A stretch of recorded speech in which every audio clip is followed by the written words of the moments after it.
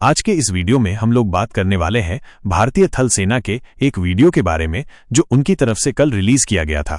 अभी आप अपनी स्क्रीन के ऊपर इसी वीडियो को देख रहे हैं और इस वीडियो में अभी एक बहुत ही इंटरेस्टिंग क्लेम किया गया है। अगर पॉज वीडियो को आप ध्यान से देखेंगे तो यहाँ पर आपको शाहीन मिसाइल सिस्टम दिखाई दे रही होगी और वीडियो के हिसाब से पाकिस्तान की तरफ से शाहीन मिसाइल सिस्टम का प्रयोग किया गया था। अगर एनालिसिस के लिए हम लोग मान लेते हैं कि इंडियन आर्मी की तरफ से ये जो वीडियो रिलीज किया गया है इसमें सभी फैक्ट सही हैं, तो भारत और पाकिस्तान के बीच में पहली बार एक बैलिस्टिक मिसाइल सिस्टम का प्रयोग हुआ था और उसको भारत की तरफ से सक्सेसफुली न्यूट्रलाइज किया गया है। यहाँ पर हम लोग जिस बैलिस्टिक मिसाइल सिस्टम की बात कर रहे हैं उसका नाम है शाहीन-1 और शाहीन-1 बेसिकली 700 किलोमीटर रेंज वाली मिसाइल सिस्टम है जो प्योर बैलिस्टिक ट्रेजेक्ट्री को फॉलो करती है। अब अगर हम लोग चीजों को प्लॉट करने की कोशिश करें तो पाकिस्तान की तरफ से मोस्ट लाइकली नूर खान से ये मिसाइल सिस्टम लॉन्च की गई थी और नेचुरल है कि अगर इंटरसेप्शन एक्सो एटमॉस्फेरिक हुआ है तो हम लोगों को इसकी डेब्री देखने नहीं मिलेगी।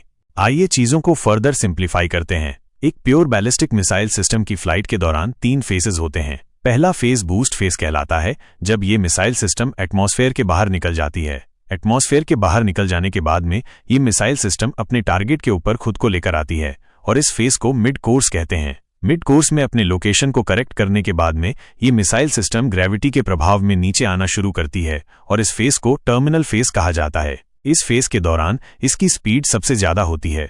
और जब आप बैलिस्टिक मिसाइल शील्ड की बात करते हैं तो आमतौर पर बैलिस्टिक मिसाइल शील्ड प्रोग्राम में 2 तरीके के इंटरसेप्टर्स होते हैं। एक इंटरसेप्टर जो एटमॉस्फेयर के बाहर इस तरीके के थ्रेड्स को न्यूट्रलाइज करती है जिसको एक्सो एटमॉस्फेरिक इंटरसेप्शन कहते हैं, और दूसरा इस तरीके के थ्रेड्स को टर्मिनल फेज में इंटरसेप्ट करती है जिसको एंडो एटमॉस्फेरिक इंटरसेप्शन कहते हैं। भारत के बैलिस्टिक मिसाइल शील्ड प्रोग्राम के पहले फेज में पृथ्वी डिफेंस व्हीकल का प्रयोग करते हुए हम लोग मिड कोर्स में इंटरसेप्शन करने में सक्षम हैं जिसको एक्सो एटमॉस्फेरिक इंटरसेप्शन कहा जाता है। वहीं पर अगर AD-1 मिसाइल सिस्टम की बात करें तो ये टर्मिनल फेज में आ रही बैलिस्टिक मिसाइल सिस्टम्स को इंटरसेप्ट करने में सक्षम है। जैसा कि कल के वीडियो में हम लोगों ने एक्सप्लेन किया था कि भारत का ballistic missile shield programme phase 1 already deployed है, यानी कि ये ऑपरेशनल है। लेकिन यहाँ पर एक ऑब्वियस क्वेश्चन निकल कर आएगा कि अगर शाहीन जैसी मिसाइल सिस्टम को भारत ने इंटरसेप्ट किया है तो उसकी डेब्री कहाँ है। देखिए, अगर एंडो एटमॉस्फेरिक इंटरसेप्शन हुआ है तो इसके पार्ट जमीन पर गिरते हुए एयर फ्रिक्शन के चलते जल जाएंगे और बहुत ही कम डेब्री आपको नीचे देखने मिलेगी। वहीं पर अगर इंटरसेप्शन एक्सो एटमॉस्फेरिक है तो किसी भी तरीके की डेब्री नीचे आएगी ही नहीं और ये स्पेस गार्बेज बनकर ही रह जाएगी। अभी तक हम लोग मानकर चल रहे थे कि भारत का टिपिंग पॉइंट बेसिकली फतह-2 रॉकेट्स थे जो पाकिस्तान की तरफ से लॉन्च किए गए थे, लेकिन जैसे जैसे वीडियोस बाहर निकल कर आ रहे हैं उससे साफ पता चलता है कि पाकिस्तान की तरफ से कई सारे फतह-2 रॉकेट्स लॉन्च किए गए थे और Akash surface to air missile system की मदद से इनको काफी आसानी से इंटरसेप्ट भी किया गया। लेकिन बैलिस्टिक मिसाइल सिस्टम का लॉन्च एक पूरी तरीके से नई डायमेंशन को ऐड कर देता है और अगर पाकिस्तान की तरफ से शाहीन-1 कैटेगरी की मिसाइल सिस्टम नूर खान से लॉन्च की गई थी तो ये मिसाइल सिस्टम दिल्ली तक पहुंचने में सक्षम थी। Shaheen missile system conventional warhead के साथ साथ न्यूक्लियर वॉरहेड भी कैरी कर सकती है और इसी वजह से ये डायमेंशन पूरी तरीके से अलग हो जाती है। अगर हम लोग डॉट्स को कनेक्ट करने की कोशिश करें तो ऐसा लगता है कि पाकिस्तान की तरफ से भारत के नेशनल कैपिटल रीजन को टारगेट करने की कोशिश की गई थी और उसके रिस्पॉन्स में भारत की तरफ से पाकिस्तान के 10 बेसिस को डिस्ट्रॉय किया गया था।